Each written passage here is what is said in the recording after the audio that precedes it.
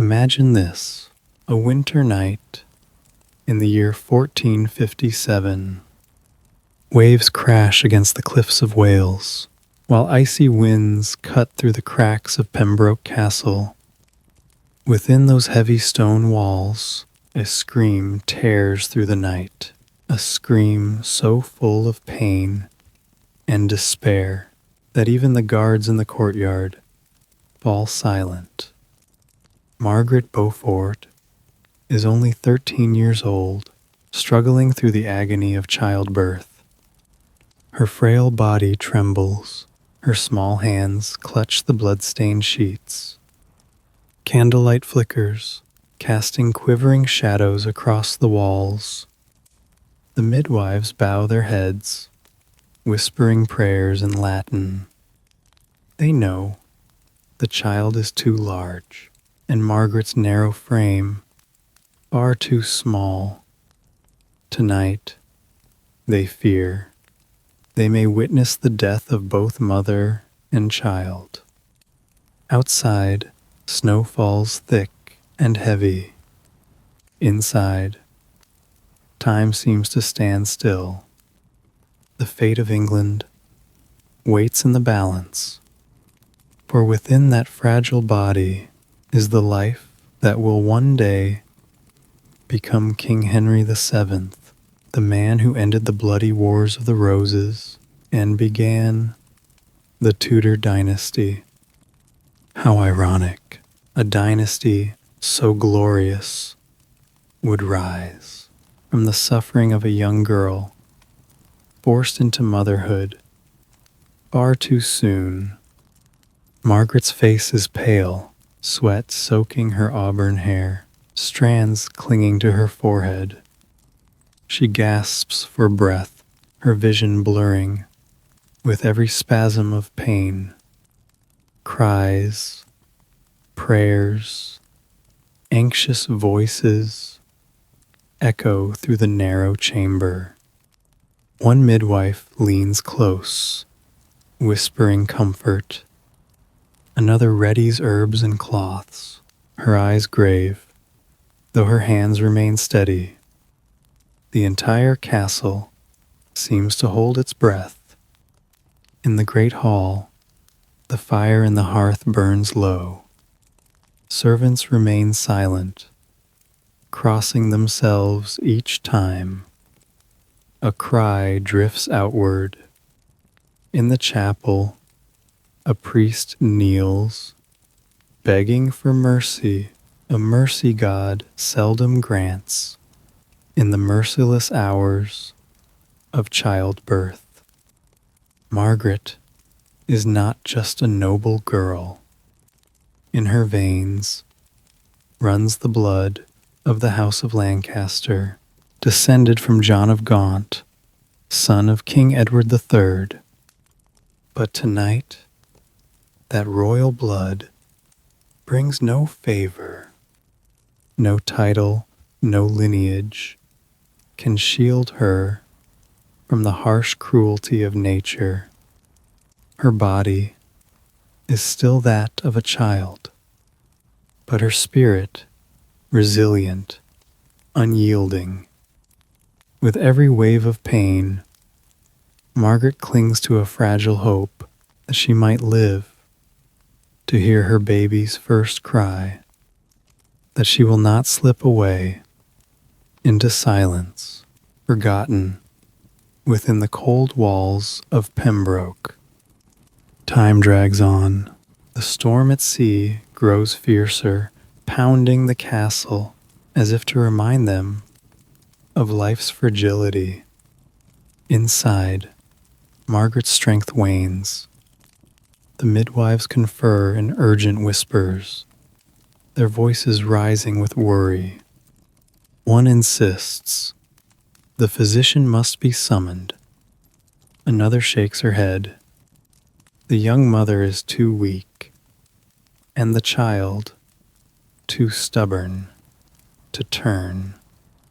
And then a scream tears through the night. Not just a cry of pain, but a scream carved deep into history. She cries out as if to shatter the darkness, echoing against the ancient stones. The midwives press down on her frail shoulders, pleading with her to push once more, just once more. In that moment, Margaret Beaufort is no longer the noble daughter of a great house, no longer a widow at the age of 13. She is only a child, trapped between life and death, between girlhood and destiny. The night stretches on as if it will never end. Every minute feels like an hour, every contraction a battle. The air is thick with the smell of blood, of sweat, of herbs burning faintly. And still she endures, clinging to the last threads of strength. Then, at last, dawn breaks.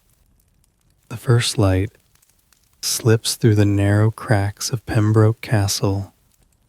Beyond the sea, the storm eases. Inside, Margaret summons every last breath and lets out a hoarse but defiant cry. It is the cry of a young girl refusing to be erased by fate. A cry that opens the first chapter of a great story, a story born in darkness, with a child delivered by a child, and with the arrival of a king who would change all of England. To understand why that winter night at Pembroke Castle mattered so much, we must turn back the clock nearly 14 years earlier to the moment Margaret Beaufort was born. In May of 1443, at Bletsoe Castle, a baby girl let out her first cry. She carried a bloodline that inspired both reverence and caution, for she was a great-granddaughter of John of Gaunt, Duke of Lancaster, the fourth son of King Edward III of England. That very lineage bound Margaret to the brutal struggle for power between the houses of Lancaster and York. Her father was John Beaufort, the first Duke of Somerset.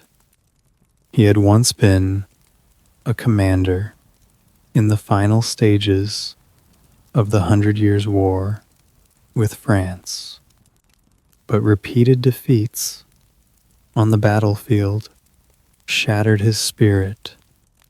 It is said that when he returned from France in 1444, he was but a shadow of himself, hollow-eyed, hands trembling, his gaze empty. He spoke little, ate little, and sank deeper each day into despair. Then, one May morning, he was found dead in his chamber at Wimborne Minster. The official record gave the cause as a violent fever, yet most believed he had chosen death to escape the shame of failure. Some even whispered of poison. In the world of nobles, any sudden death was enough to stir dark and dangerous rumors. Margaret was barely 1 year old. The shadow of her ill-fated father would haunt her childhood forever. Her mother, Lady Margaret Beauchamp, knew all too well that in the ruthless world of feudal society, a widow, and her young daughter could only survive by forging the right alliances. When Margaret was just 6 years old, her mother arranged her betrothal. The chosen groom was John de la Pole, son of the Duke of Suffolk. It was a promising match. Two powerful families joined through a little girl who still played with dolls in the garden. But politics, in those days, shifted like the wind. In 1450, the Duke of Suffolk fell from grace after arranging the marriage of King Henry VI to Margaret of Anjou and surrendering the provinces of Maine and Anjou to France. The people were enraged, the nobility furious. On his voyage across the sea, Suffolk was seized and brutally executed on the deck of a ship. Margaret's betrothal was reduced to nothing more than a worthless scrap of paper. It was the first, but not the last time, Margaret would taste a bitter truth. Her life would forever be swept along by the tides of politics. After Suffolk's fall, Margaret's fate was rewritten once more. She was promised to Edmund Tudor, the half-brother of King Henry VI, son of the widowed Queen Catherine of Valois, and Owen Tudor, a Welsh nobleman.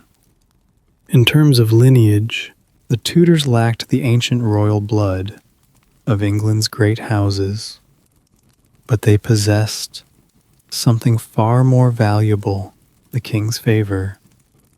And with the Lancastrians in desperate need of strengthening their cause, binding young Margaret, whose bloodline was undeniably legitimate, to Edmund Tudor was a shrewd move.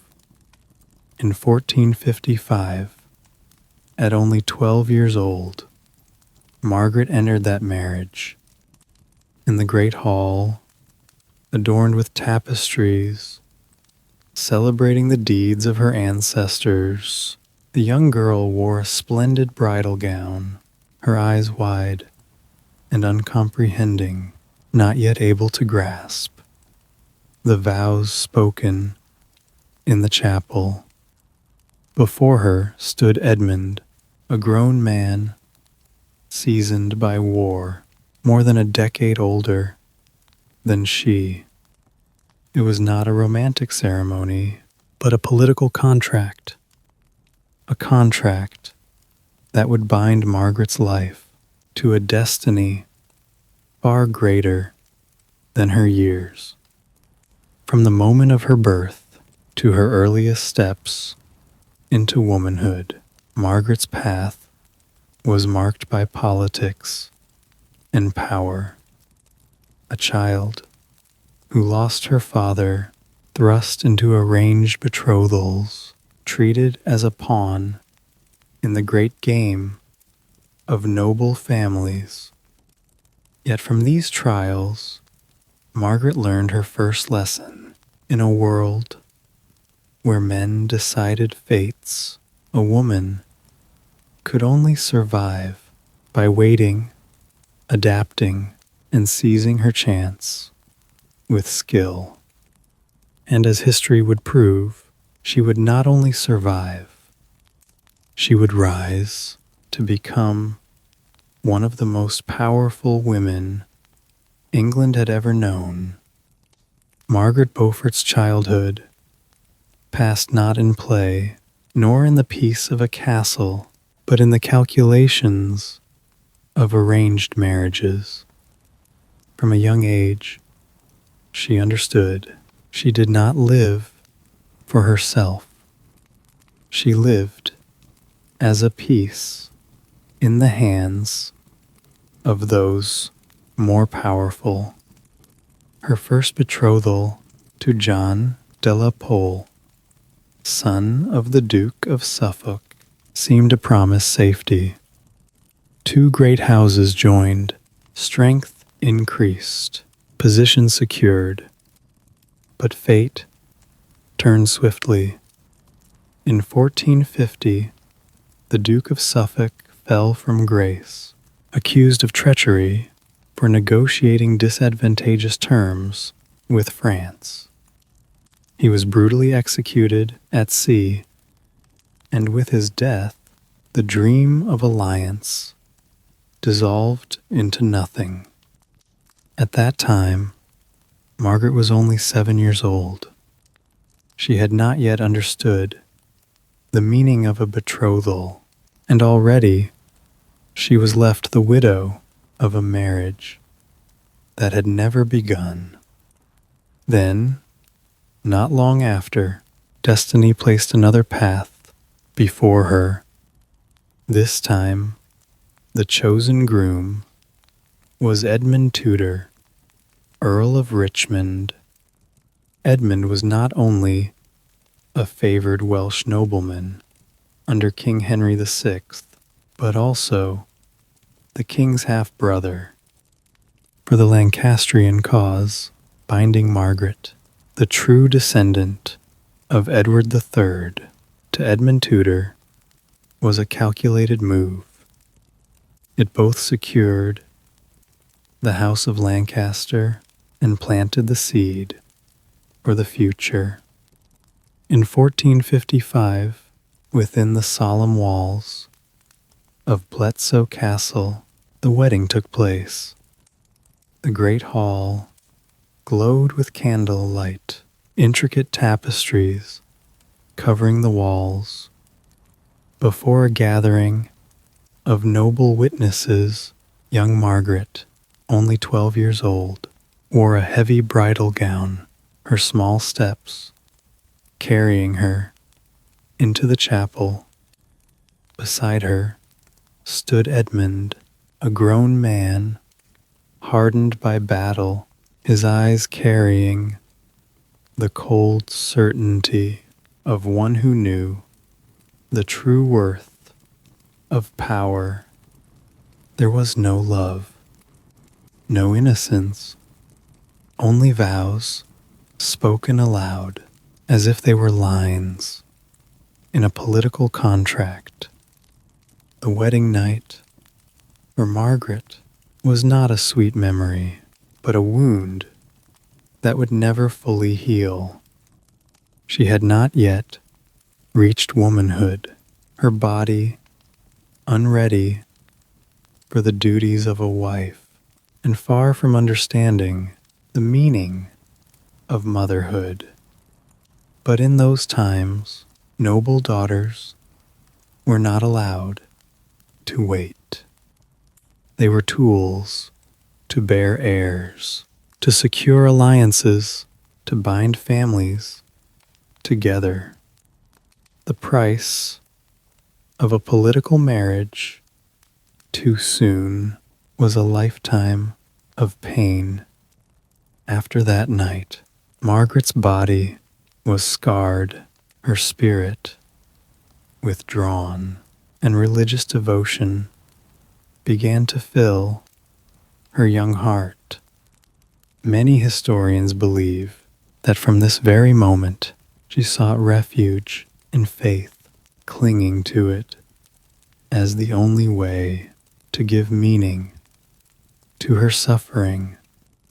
But history did not stop there. Only a year after their marriage, Edmund Tudor went to war, was captured, and imprisoned in Carmarthen Castle. In 1456, he died in confinement, his death shrouded in suspicion. Some said he felt a plague. Others believed he was poisoned. Margaret, only 13 years old, had become a widow for the second time.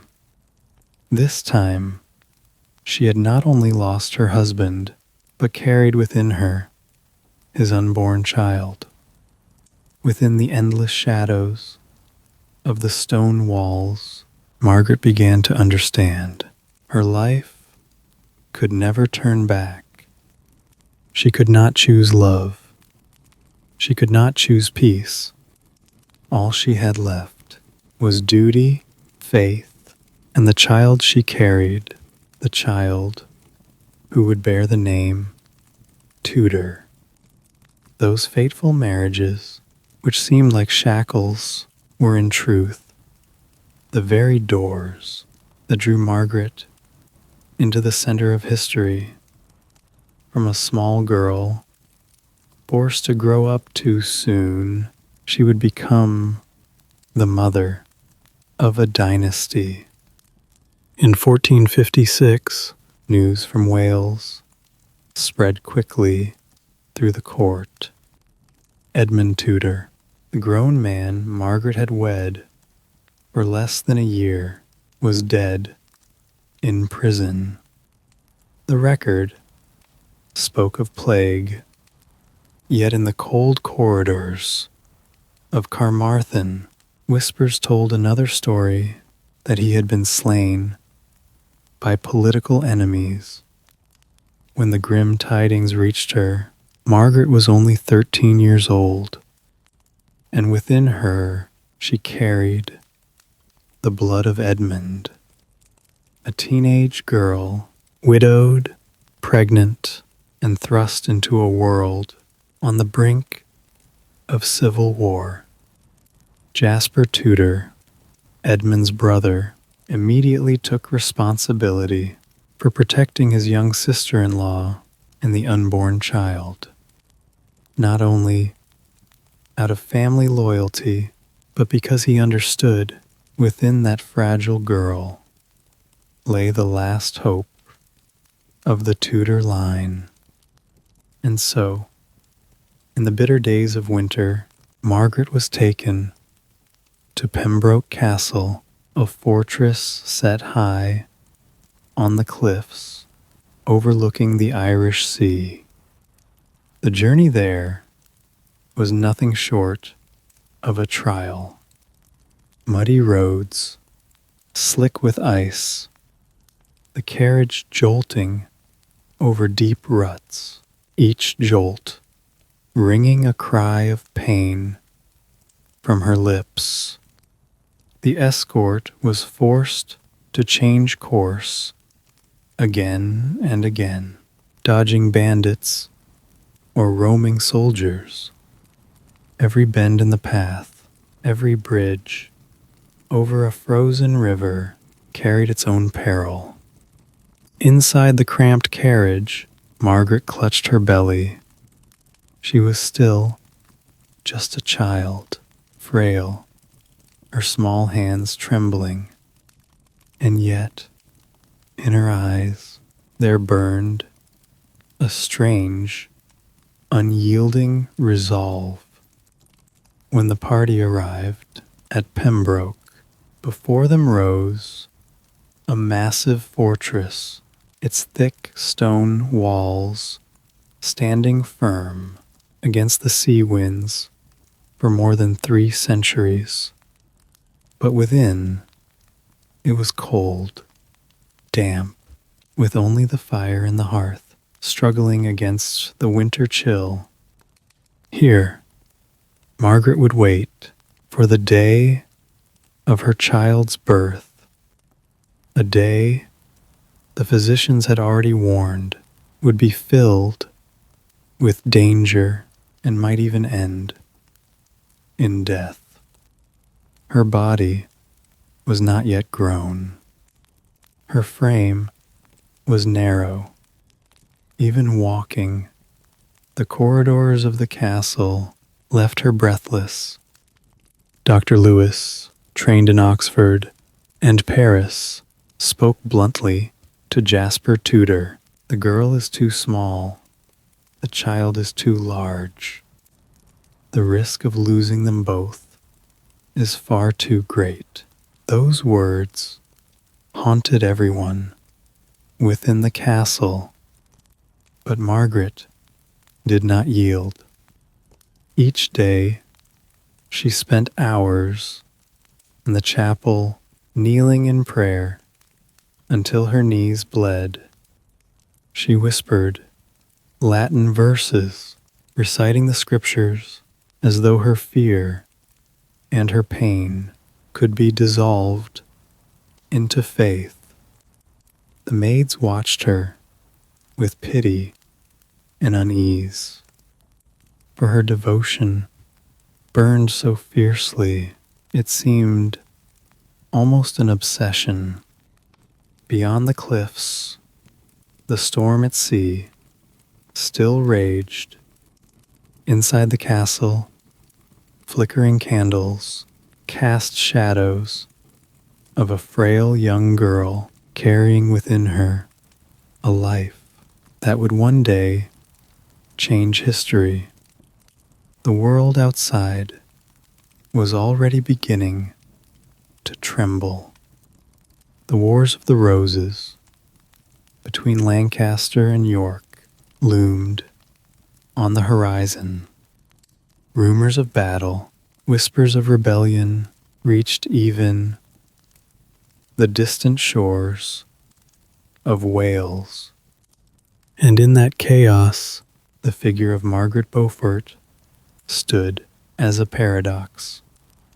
A girl of 13, alone, widowed, with child, yet the focus of an entire house, even an entire dynasty. Her chamber within Pembroke Castle was not merely the refuge of an unfortunate child. It was the cradle of a fragile hope, a seed that would grow into the mighty Tudor dynasty. But before that could happen, Margaret would have to face the most terrifying trial of her life, childbirth. In that winter darkness, as the wind howled through the cracks in the stone, everyone understood it was not only the life of one child at risk, it was the future of England itself. On a winter night in January 1457, in the cold chamber of Pembroke Castle, the first labor pains came upon Margaret Beaufort. She was only 13. Her small body trembled, each breath cutting into her chest like a blade. The midwives hurried to her side. One prepared linens, another burned herbs, the smoke mingling with the heavy scent of blood and sweat. They knew this would not be like any other birth. A child struggling to bring forth another child. The sea wind roared through the narrow windows. The fire crackled in the hearth. And above it all was Margaret's cry, echoing like a plea for mercy, a voice that seemed to reach beyond the very walls of stone. Her body was not ready, her frame too narrow, the baby too large, lying in the wrong position. Dr. Lewis, who had witnessed countless births, quietly confessed to Jasper Tudor the chance that both mother and child survive is as fragile as a candle in the wind. In that moment, the fate of the House of Lancaster, the Tudor line, and an entire dynasty hung suspended on the life of this young girl. Wave after wave of pain, 10 hours, 15, then 18, Her screams grew hoarse, fading into weak, broken moans. The midwives exhausted themselves, trying every skill they knew, pressing, shifting her body, offering herbs to ease the pain. But Margaret was spent. Her vision dimmed. Cold sweat drenched her skin. Each labored breath seemed crushed by an invisible hand upon her chest.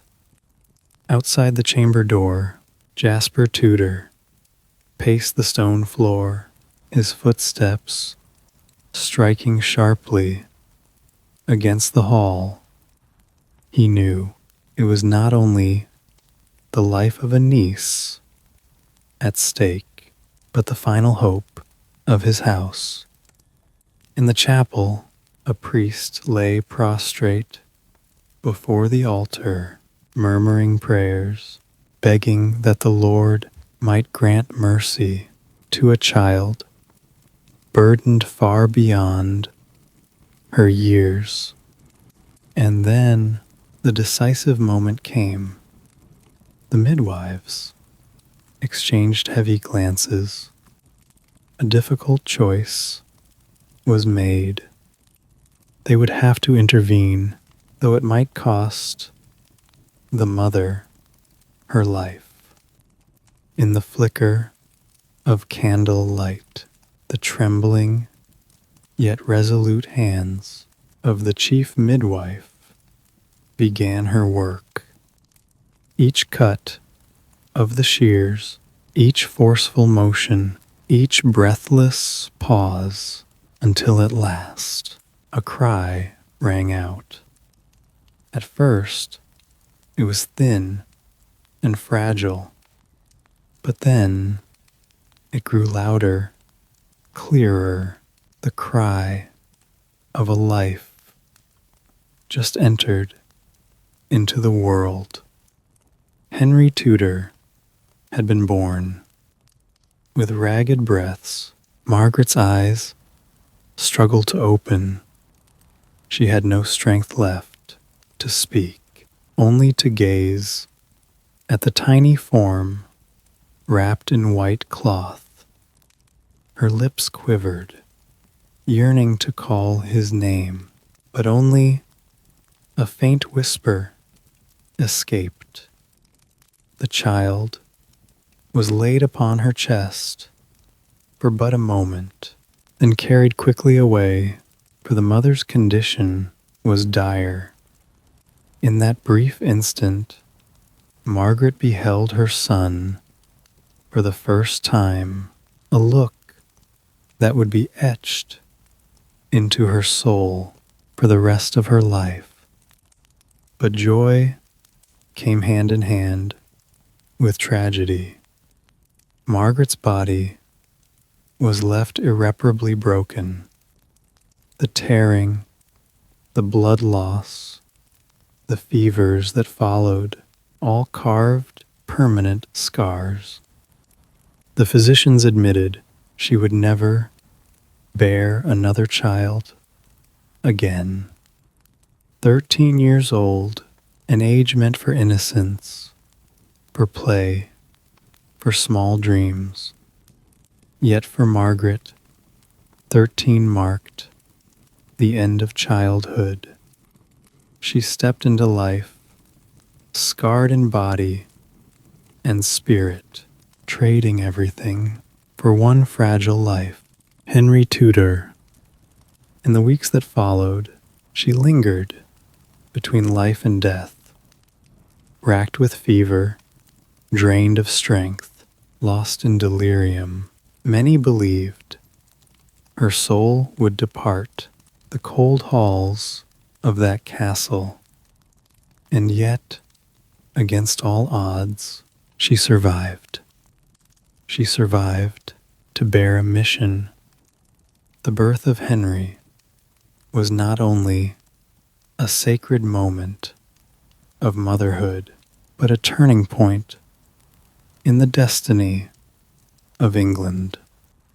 That child, born of blood, of tears, of the cries of a young girl, would one day end the Wars of the Roses and establish the Tudor dynasty. As for Margaret, from that moment, she was no longer an innocent maiden.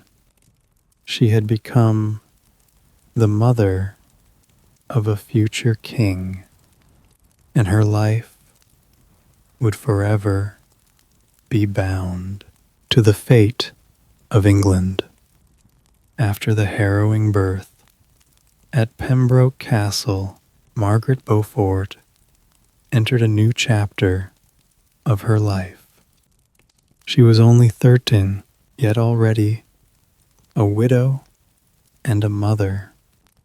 Her body was broken, her childhood stolen, but her mind began to forge the clarity and resilience that all of England would one day recognize. In the years that followed, the Wars of the Roses grew ever more violent. The House of Lancaster faltered. The House of York rose in power. And in that storm, Margaret understood she could not remain simply a young widow with a child.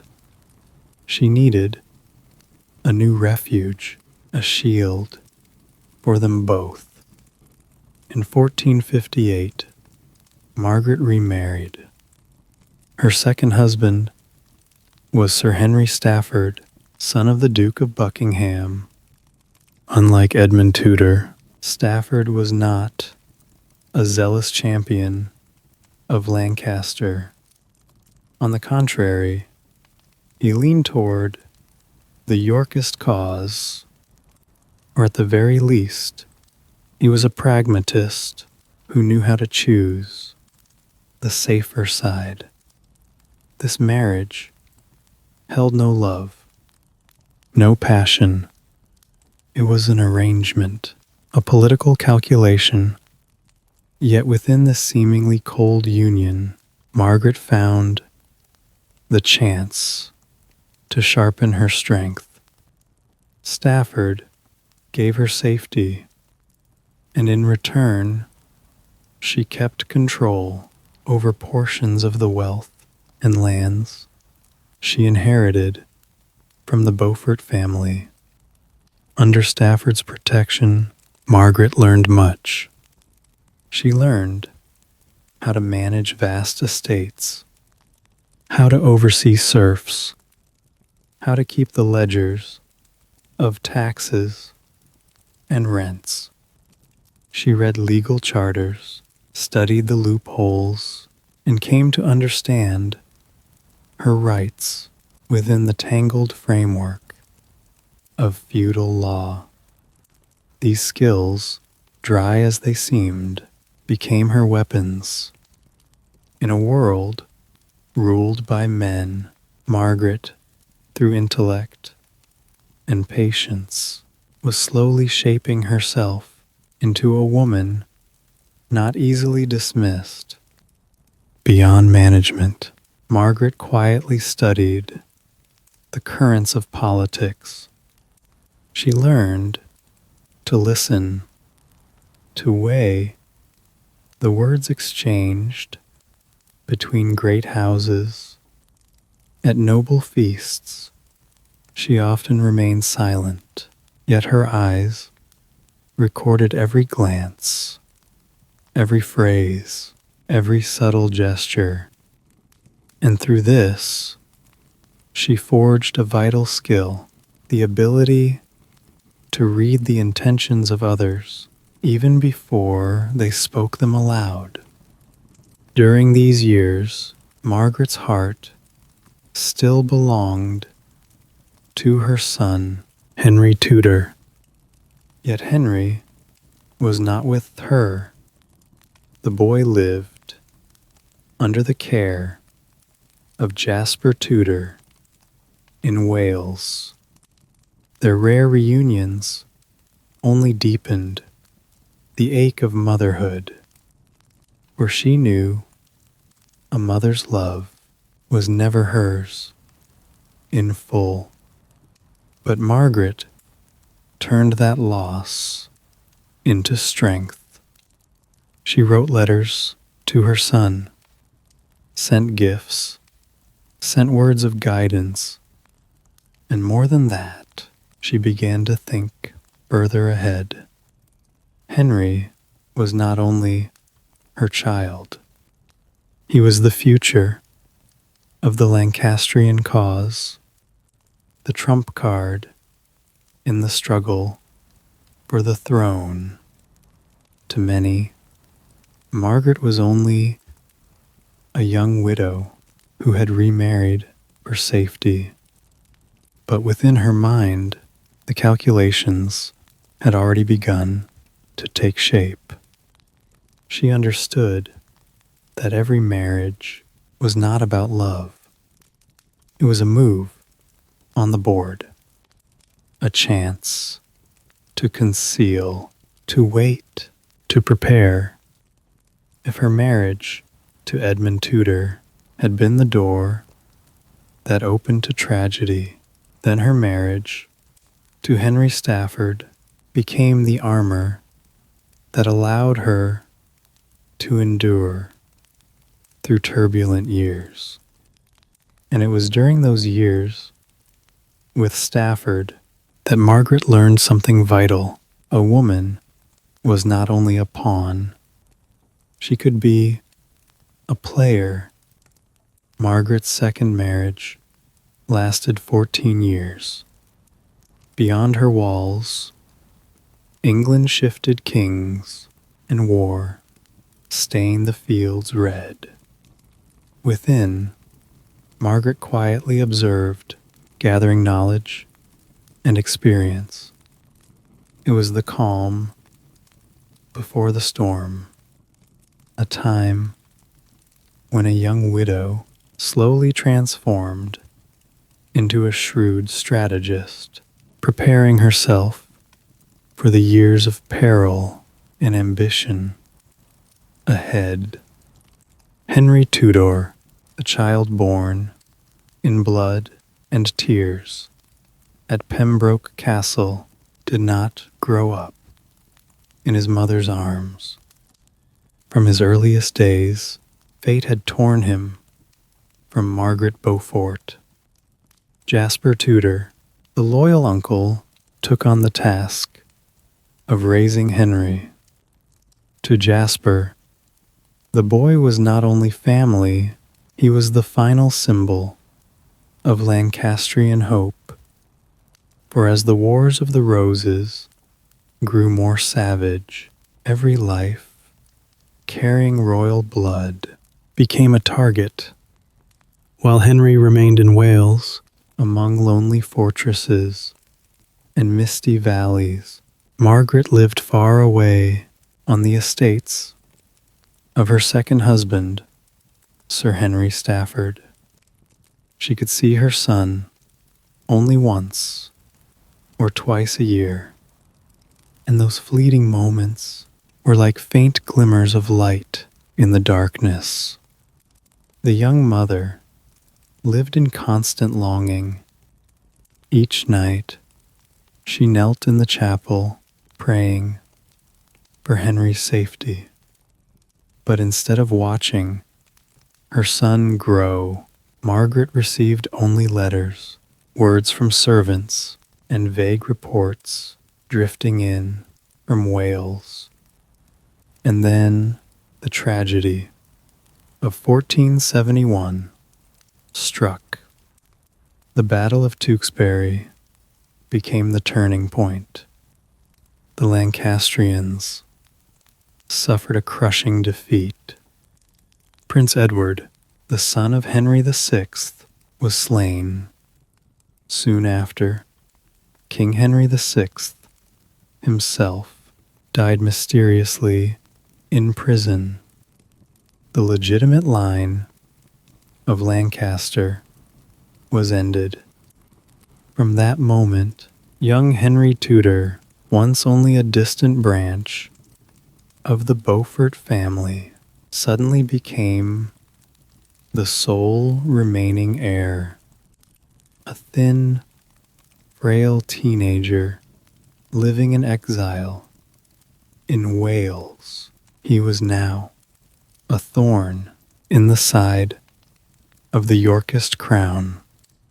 Jasper understood the danger well. He had no choice but to take Henry out of England. And so, on a stormy night in 1471, Henry and his uncle boarded a ship and crossed the sea to Brittany. From there began 14 long years of exile. When Margaret heard the news, her heart shattered. She had been separated from her son since his birth. Now, the distance was no longer a few miles, but an entire ocean. None could say whether she would ever see him again. Yet instead of despairing, Margaret turned her grief into resolve.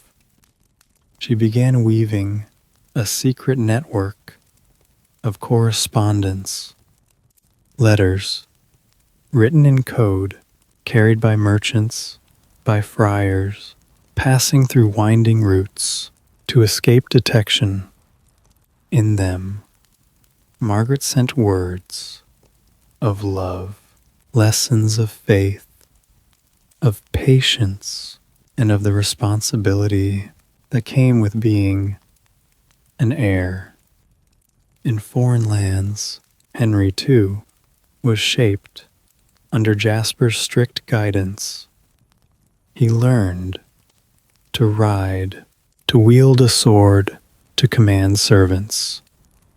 But above all, he learned the art of survival in a strange land where he was both an honored guest and a potential hostage in the hands of political powers. Meanwhile, Margaret, though separated by hundreds of miles, followed every step of her son's journey. She gathered news from every source, merchants, messengers, even rumors, whispered in the markets. Every scrap of information, no matter how small, she treasured like gold. The bond between mother and son was more than blood. It was a silent companionship, one in exile, the other in a court filled with peril, both living by the hope that one day they would be reunited. Through those years, Margaret hardened her resolve.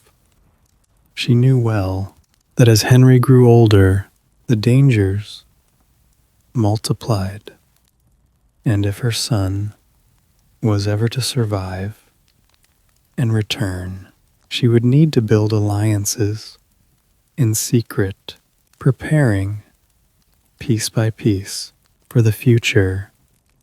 History remembers Henry as the king who ended the Wars of the Roses, but few recall that his most formative years were shaped in exile, and his mother, Margaret Beaufort, though oceans apart, was the unseen spirit guiding him always. Their bond was not shown in embraces, in kisses, or shared meals. It lived in coded letters, in whispered prayers, at night, in a tireless waiting that stretched across 14 long years. A child born of suffering, raised in exile. A mother deprived of her son, yet never stripped of hope. And from that distance, both grew stronger, prepared for the day of reunion that would shake the very history of England. In 1483, a thunderous upheaval struck England. King Edward IV, the powerful ruler of the Yorkist crown, died suddenly at the age of 40. He left the throne to his son, Edward V, who was only 12 years old. A kingdom ruled by a child king was always a kingdom in crisis. And so it was the storm came swiftly. The man who stepped forward as regent was none other than Richard, Duke of Gloucester, the brother of Edward IV. At first, he appeared the loyal uncle, swearing to protect his young nephew. But soon, his true face emerged. Edward V and his younger brother Richard, the little princes of the Tower, were taken into confinement within the palace itself. And then, one day, they vanished.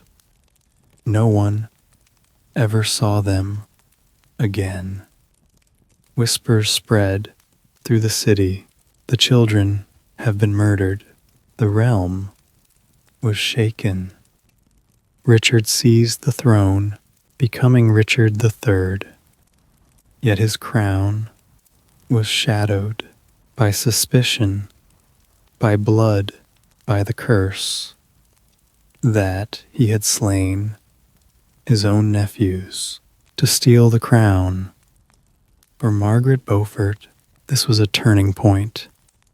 She understood that the Yorkist cause had collapsed. Richard III, though powerful, held no legitimacy. And in that fragile void, Henry Tudor, her son, still in exile in Brittany, suddenly stood as a new beacon of hope. For the first time in many years, Margaret saw opportunity, a faint light piercing the darkness. She began to act. In secret, Margaret reached out to those disillusioned with the Yorkist rule, from dispossessed nobles to men once loyal to Edward IV. She knew that for her son to return, there had to be a coalition strong enough to confront Richard III. One of Margaret's boldest moves was her secret pact with Elizabeth Woodville, the widowed queen of Edward IV and mother of the princes who had vanished. Two women, once thought to stand on opposite sides, suddenly shared the same goal: to bring down Richard III. They laid out a plan. If Henry Tudor returned and claimed the throne, he would marry Elizabeth of York, the daughter of Elizabeth Woodville and sister of the lost princes. This marriage would unite the two roses, the red of Lancaster and the white of York, finally ending the civil war that had scarred England for 3 decades. It was a daring scheme, and the one behind it all was none other than Margaret Beaufort. Yet the first attempt to overthrow Richard III failed. In October 1483, a rebellion, led by discontented nobles, was crushed in blood. Its leaders were executed one by one. Margaret herself barely escaped with her life. Richard III did not dare kill her, for Margaret was the wife of Thomas Stanley, one of the most powerful lords of the North. Instead, Richard ordered her placed under house arrest, stripping her of much of her fortune. But Margaret did not yield. Confined within her residence, she continued writing secret letters, continued persuading, continued weaving her web of allies. The woman who once screamed in agony at the age of 13 had become a seasoned strategist, one who knew how to wait, how to endure, and how to strike at the right moment. The longer Richard III ruled, the weaker his support became. He was seen as a usurper, a child killer, a man cursed by God himself. With each passing year, his strength waned, and in the shadows, Margaret Beaufort never ceased to plant seeds of hope. Letters crossed the sea to Brittany, urging her son to be patient. Promises whispered to allies, "Wait, the moment will come." It was in this time that Margaret turned her personal grief into a political weapon. She was no longer only a mother yearning for her son. She was the architect of a future, the hand that laid the foundation for a plan that would reshape all of England. The darkness of Richard III hung over the realm. Yet in that night, the Tudor flame began to kindle, waiting for the day it would blaze. In the summer of 1485, after 14 years in exile, Henry Tudor at last set foot on English soil. His small vessel landed at Milford Haven, the very place where his mother had once given him life in blood and pain. At his side was his loyal uncle, Jasper Tudor, with only a few hundred soldiers and a fragile faith that destiny had called his name. From the western coast, that modest force marched eastward. With each passing day, discontented nobles, deserters from Yorkist ranks, joined their cause. The red banner, bearing the Tudor rose, fluttered across the wind-swept fields. Henry carried not only the hope of Lancaster, but the promise of a new dynasty, one that could mend the divisions of 3 decades of civil war. Meanwhile, Richard III did not sit idle. He gathered a mighty army, far greater in number and seasoned by war. The fateful clash was set at Bosworth Field on the 22nd of August, 1485. That morning, fog lay heavy over the fields. Trumpets blared, Hooves thundered. Steel rang against steel. Richard the Third rode his war horse, eyes ablaze, ready to crush his challenger. And Henry, thin but resolute, rode at the head of his line. In his gaze was more than the fight for a crown. It was the battle to prove that every sacrifice made by his mother, Margaret Beaufort, had not been in vain. As the two armies clashed, all eyes turned to Thomas Stanley, Margaret's husband, Henry's stepfather. The Stanley family commanded a formidable force, yet from the beginning they remained still, holding back. Richard III sent urgent commands demanding Stanley join his side, but Stanley quietly refused. He waited. Margaret had prepared for this moment through long years.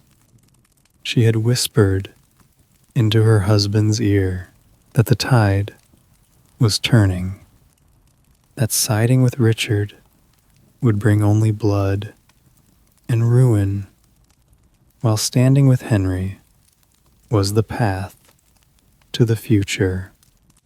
And when the battle reached its fiercest hour, Stanley moved.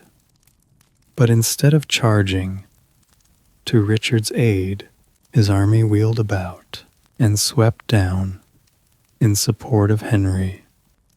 It was the moment that changed history.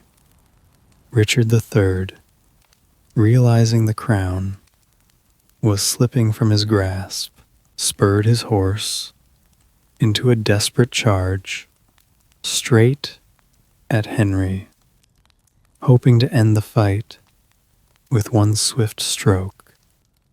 The king fought bravely, striking with his own hand, plunging deep into the fray. But the odds were overwhelming. His horse sank into the mire, his weapon fell, and the forces of Tudor and Stanley closed in. Richard was struck down, slain on the field of battle. When Richard's body was dragged from the mud, his crown was lifted and set upon Henry. There, on Bosworth Field, amid the thunderous cheers of soldiers and the blare of victory trumpets, Henry Tudor was hailed as King Henry VII of England. A new dynasty began, a dynasty born of blood, of years in exile, of patience, and of the will of one woman, Margaret Beaufort. When news of the victory reached her, Margaret, the mother who had waited nearly 3 decades, knelt in her chapel. Tears streamed down her face as she whispered her thanks to God. In that moment, she was not only a mother rejoicing that her son had survived, she was the very architect of a royal dynasty. Bosworth was not only the battle that ended the reign of Richard III, it was proof that patience, intelligence, and a mother's devotion could shift the balance of power in an entire kingdom. From that winter night in 1457, when a 13-year-old girl screamed in agony, to the summer day of 1485, When her son was crowned, it all culminated in this moment, a moment when the cries of the past became the triumphal song of a new dynasty. When Henry VII ascended the throne after Bosworth, England entered a new era, the Tudor era. And in the shadows, behind the crown, there always stood one woman, Lady Margaret Beaufort. From the 13-year-old girl who once cried out in childbirth at Pembroke Castle, Margaret had become the king's mother. This title gave her a power no woman of the Middle Ages had ever known. Margaret never wore a crown. She never sat upon a throne, but her influence flowed through every decision of the court. She became Henry VII's closest advisor, present in discussions of politics, diplomacy, and finance. Contemporaries would say no important decision of the king was ever made without her counsel, but what ensures Margaret's remembrance was not only politics. She also left her mark upon the culture and faith of England. All her life, Margaret was deeply devout. After every trial, she drew strength from her faith. And when she gained power, she used it to advance education and religion. She became a patron of Cambridge University, founding great colleges such as Christ's College and St. John's College. These schools still stand today, continuing to nurture the seeds of knowledge she planted 5 centuries ago. She also gave generously to monasteries and supported the printing of the Bible in English, a great step in bringing faith closer to the people. These efforts, quiet as they seemed, helped shape the culture and thought of early modern England. But Margaret's greatest legacy was her son, Henry VII, and through him, the Tudor dynasty. Henry married Elizabeth of York, uniting the houses of Lancaster and York, ending 30 years of civil war. That marriage, that union, was the fruit of Margaret's long years of patience and calculation. Through her wisdom and sacrifice, she gave England a stable dynasty, one that produced giants such as Henry VIII and Elizabeth I, and all of it traced back to a girl who nearly died in childbirth. In 1509, Margaret Beaufort passed away only days after Henry VII's death and the accession of Henry VIII. She closed her eyes in peace.